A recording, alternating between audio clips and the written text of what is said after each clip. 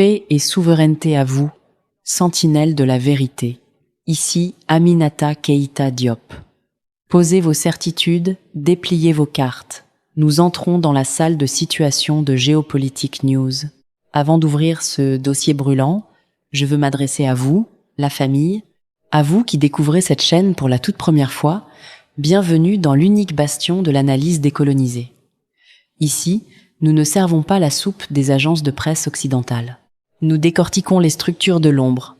À vous, les anciens, les piliers de cette communauté, merci.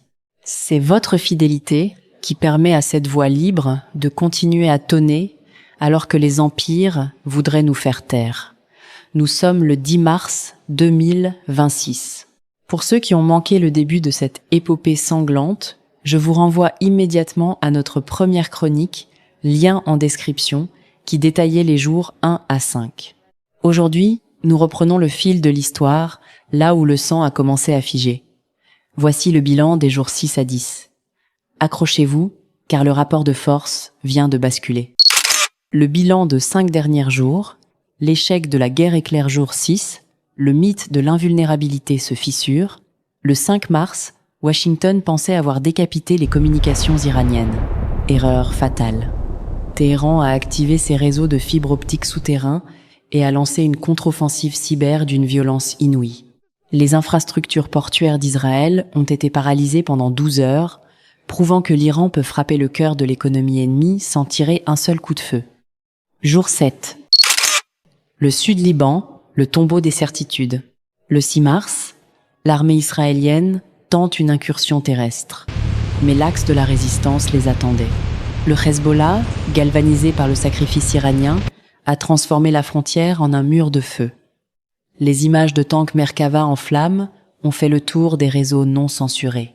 L'agresseur a compris ce jour-là que la technologie ne remplace pas la détermination d'un peuple sur sa terre. Jour 8. Verrouillage de l'oxygène mondial. Le 7 mars, le détroit d'Ormuz est devenu un cimetière de navires. L'Iran a déployé ses mines sous-marines intelligentes, Sadaf 02. Le message est clair. Si nous ne vendons pas notre pétrole, personne n'en vendra.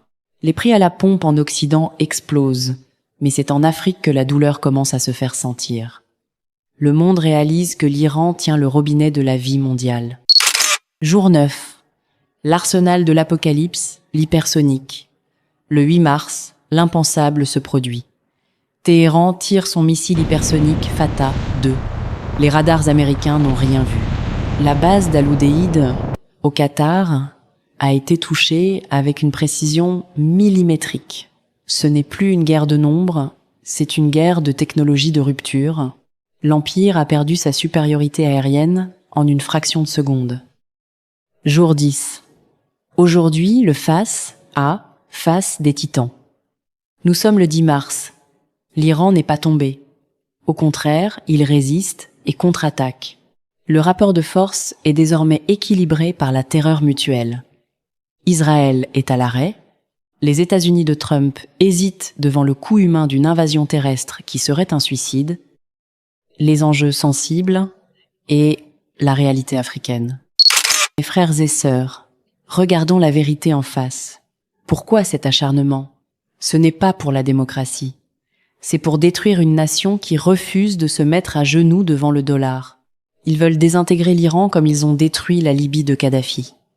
Mais l'Afrique n'est plus la même qu'en 2011. Chaque bombe qui tombe sur Téhéran résonne dans nos marchés à Dakar, Bamako ou Kinshasa sous forme d'inflation. Cette guerre est un test pour notre continent. Allons-nous rester les mendiants de l'énergie mondiale ou allons-nous enfin construire notre propre souveraineté? Pour conclure ce 10e jour de conflit, je vous le dis, l'Iran résiste, et avec lui, c'est l'idée même de liberté nationale qui survit. Ne vous laissez pas tromper par les montages vidéo de l'agresseur. La réalité est sur le terrain, dans le sang et la sueur des résistants. Pour suivre les images interdites, référez-vous aux sources de courage que nous citons toujours, Presse TV, Al Jazeera, The Cradle, South Front et RT. C'était Aminata Keïta Diop pour Géopolitique News. Abonnez-vous, partagez cette vérité, car le silence est le meilleur allié des tyrans. Restez debout, restez dignes, À la prochaine décryptage.